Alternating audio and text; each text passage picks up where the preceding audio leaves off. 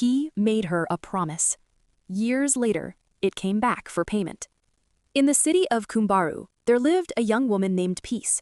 Peace was in her early 20s, a very beautiful caramel-skinned girl, homely, quiet, raised with good home training, the kind of girl people trusted. She was in her final year at the university, counting down to graduation, dreaming of a better life. And then there was Kenneth, handsome, charming, not rich yet, still trying to find his feet. But they loved each other deeply. They believed love could survive anything. Until one day, Peace missed her period. She counted the days again and again. Then she knew she was pregnant. Peace cried that night, not out of fear, because she trusted her man, but because she wasn't ready. Kenneth didn't share her joy. He panicked. He told her to think of her final year, think of his unstable business, think of their future. Then he made a promise. Remove it now, we will do it properly later. Marriage, children, a good life. Peace hesitated, but love has a way of silencing fear. She agreed.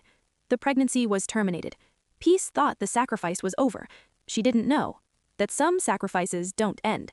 They only wait. They finally graduated, and a year after, things changed for good for Kenneth. Money kept flowing in, and they got married. That was the happiest day of their lives, as they've always wanted to be couples.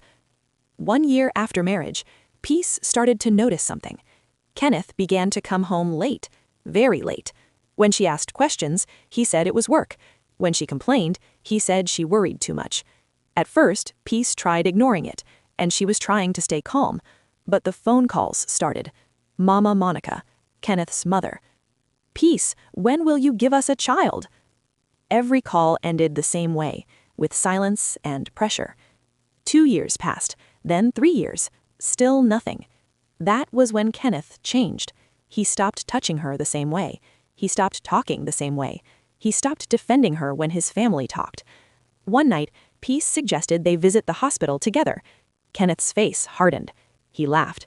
If I had a problem, would you have gotten pregnant before? Peace felt something break inside her. From that day, Kenneth began to speak differently.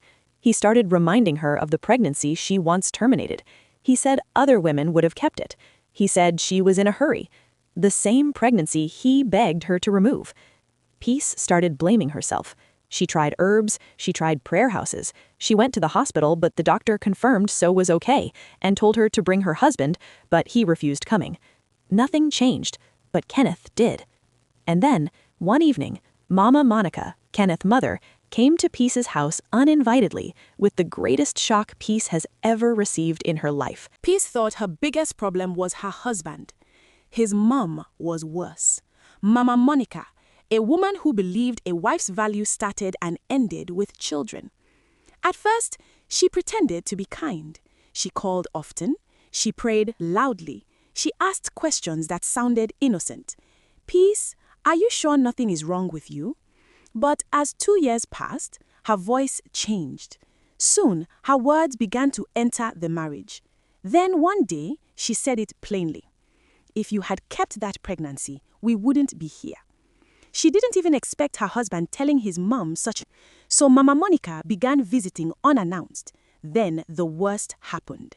Mama Monica personally welcomed another woman into her home, a heavily pregnant woman.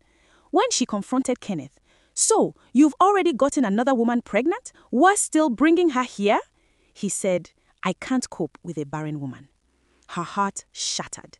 Mama Monica said everything. A woman who cannot give a man a child should make way.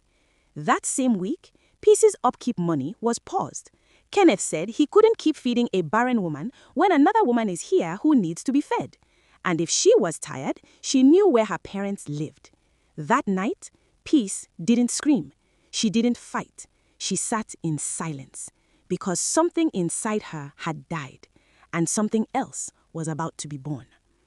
Joy, the pregnant woman, was younger, quieter. She moved into Kenneth's house like a long-awaited guest. When she saw the woman, she noticed something strange. The girl avoided eye contact. She never spoke when Peace was around. She looked afraid. Peace later found out the truth. The pregnancy wasn't planned. The girl was promised marriage. She was told Peace was already leaving. Lies were told on both sides. Kenneth played silent, his mom played powerful. One evening, Peace overheard a conversation. Mama Monica said, "Whether she likes it or not, this one will give us a child." That was when Peace understood. It was never about love or marriage. It was about a child. The other woman wasn't special. She was just useful. Peace went back to her room that night and locked the door. For the first time since marriage, she didn't cry because she finally saw the truth. But what Peace didn't know was that the other woman was hiding a secret of her own. Joy was not as innocent as everyone thought. Her name was never mentioned, but her secret was heavy.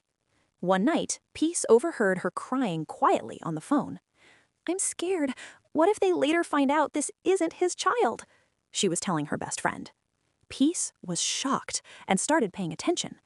Joy had been 3 weeks pregnant before she met Kenneth, but the real father denied it, and she was scared of terminating it. She only needed a man to pin the pregnancy on. Kenneth never asked questions, same as his mom. He slept with her, and she immediately told them she was pregnant. They were so happy and desperate. Peace felt cold all over. Kenneth had destroyed his marriage for a child that might not even be his. But Peace said nothing. She watched, because secrets have a way of revealing themselves. She watched Kenneth move around the house happily. She watched Mama Monica celebrate a pregnancy built on desperation. She watched Joy avoid her eyes. Peace understood something that night. That house was no longer her home. Early one morning, before anyone woke up, Peace packed her clothes. No arguments, explanations, or farewell speech. She left her wedding ring on the table, and she went back to her parents' house. When Mama Monica heard, she laughed. "Let her go. A woman without a child has no place here." Kenneth didn't chase her. He didn't call her parents or ask questions. Weeks passed, then months, and Peace began to heal. But in Kumbaru, things started to fall apart. Joy gave birth to a bouncing baby boy a month after Peace left. The whole house was filled with celebration. Kenneth even bought Joy a brand new car as a push gift. They named him Donald. Years had passed. Donald was 5 already. There was no pregnancy coming again. Kenneth wanted more children, but wasn't so desperate since he has Donald already. 2 months after Donald's 5th birthday, Kenneth had a fatal accident that paralyzed him. His business crashed. He could no longer fend for himself or for the family he thought he was building. Joy started sleeping around even in front of Kenneth's face, all to survive and feed her child. Kenneth, trapped in his wheelchair, slowly sank into depression. He realized he had been betrayed. One evening, Joy and her best friend Silver had a serious argument over Joy sleeping with her boyfriend. She told Kenneth everything, that Donald wasn't his child. He froze. When Joy came back, they had a heated argument, and she sneered at him. "Do you think you can even impregnate a woman? You must be joking.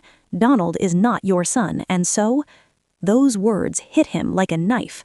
Something inside him stirred. He demanded a DNA test. When the results came back, everything shattered. The child was not his, and the truth hurt even more. Kenneth discovered he had a fertility issue called varicocele. He had once gotten Peace pregnant, the child she had to terminate. Back then, he was fertile. Everything seemed normal. But what no one knew, not Peace, not his family, not even Kenneth himself knew, that he had a varicocele. It was mild at first. No symptoms, no pain, nothing noticeable. He never knew it existed. Years later, as it worsened, combined with stress and pressure from life and work, it made it impossible for him to father another child. He continued blaming Peace. No wonder he couldn't impregnate Peace and Joy too after Donald. All the insults, all the blame he put on Peace, all the pride and power he thought he had. Gone. Mama Monica could only stare in horror. Kenneth sank into silence. He had lost everything. The child, the pride, and the love of the one woman who truly cared. Peace married Elvis, a kind and loving man who never judged her past, and happily raising 2 beautiful children in a peaceful, joyful home. One day, Mama Monica saw Peace at a mall looking healthy, glowing, and happy. "Wow, Peace, you've changed, oh. How are you doing?" Mama Monica asked. Peace replied, "Mama, it's been long, oh. I'm fine, Mama."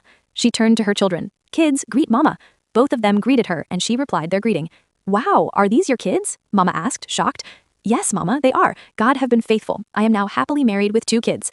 Wow, I am so happy for you, and so sorry for all we put you through, Mama Monica said.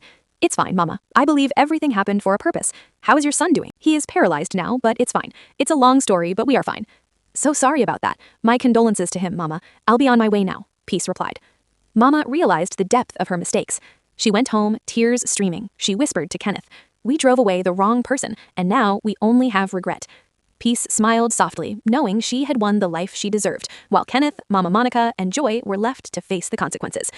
Sometimes leaving the wrong house is how you find the right home, and sometimes the truth doesn't hurt you, it sets you free.